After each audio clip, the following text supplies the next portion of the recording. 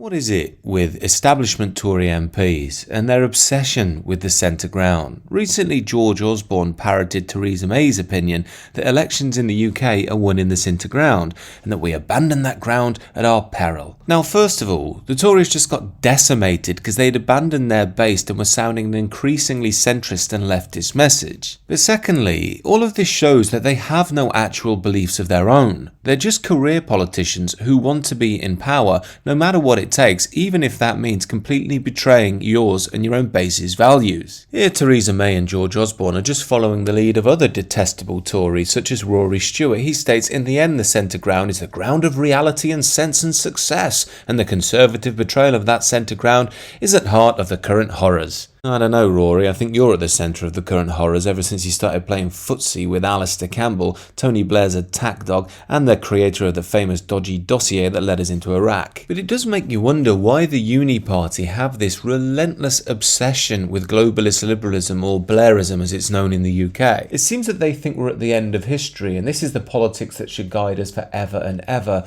An economic elite rules the whole of the Western world, enforces mass migration, and the people of the indigenous nations are told to shut up and get lost. Now, I suppose if the Tory elites heard me say something like that, they just think it's evil and racist.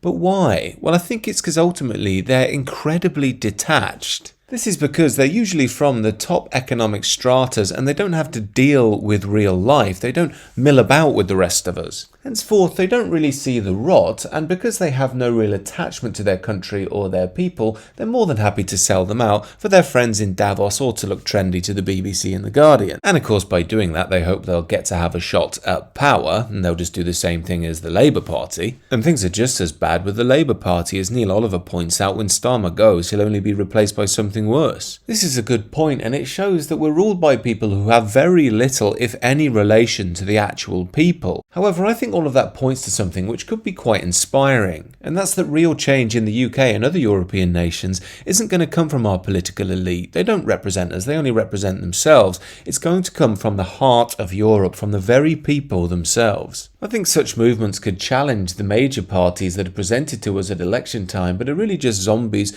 controlled by corporate, globalist and ideological interests. Don't know about you, but it seems to me that something is rumbling in Europe. We've seen it in France, we've seen it in Italy, and we've seen it in Austria recently. These are just my views, however. Do let me know what you think down below. Do consider subscribing to the channel.